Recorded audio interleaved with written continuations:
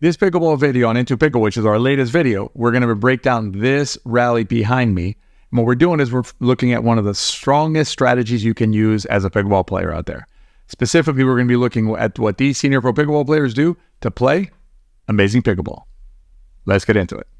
As we dive into the rally breakdown, these are 4 of the top senior pro pickleball players anywhere in the world. Nothing in this video is intended as a criticism of any of them. We respect their play and appreciate the opportunity to learn from their awesome play. All right, as we get into it here, we're going to see a nice deep serve and a reasonable returner serve here. The first shot here is being hit by senior pro pickleball player Scott Moore. And this shot here, a lot of times you'll see players in rec and open play and things like that, 3-5, 4-0, they'll drive this ball.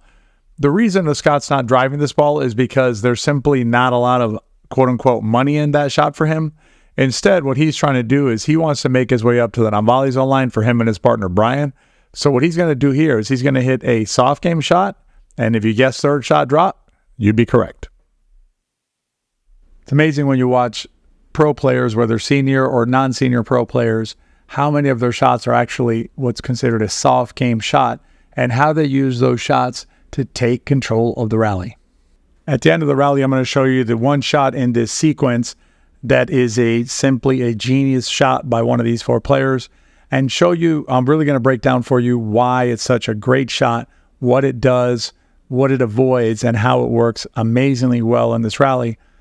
And then I'm going to compare it to another shot during this rally that's a very similar shot situation. In other words, the player who hits this other shot has the exact same sort of shot presented to him, but he chooses a different route, and that route ends up with a different result than the genius shot in this rally.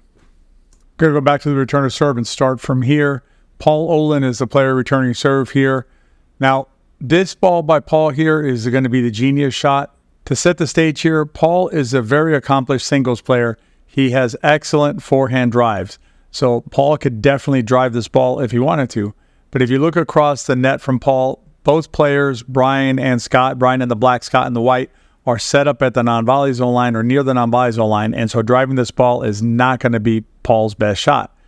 Instead, what Paul does is he hits an aggressive dink down the middle of the court, down the center line here, splitting Scott and Brian.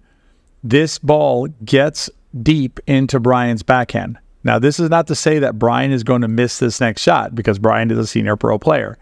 But it does apply stress to Brian and Scott, to that team, without exposing Paul and his partner Barry to a potential counterattack by Brian and Scott. The result is, in fact, a dink back by Brian back to Paul. No harm done. Let's compare Paul's genius shot to a shot that we see oftentimes in non-pro play. The team on the far side is trying to work their way up, so they're going to hit a drop here and move forward. Eddie, who's going to hit this shot, who's a friend of mine, so no criticism of Eddie, he already knows I'm using this footage, is going to hit a ball that's going to be different than the one that Paul selected here.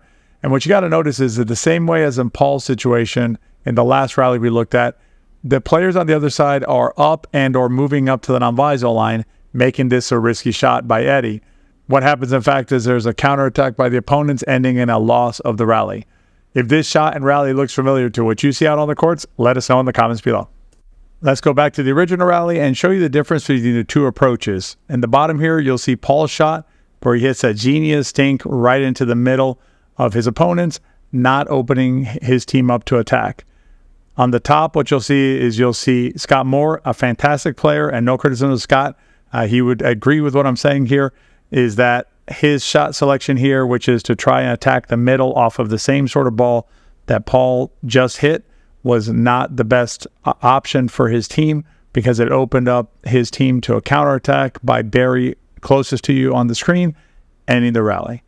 If you enjoyed this rally, I'm going to put a link here that you can continue watching our playlist of game breakdowns just like this. And if you're not part of our email list yet at BetterPickleball.com, I don't know what to tell you. Get on it. All right, have fun, and I'll see you in the next video.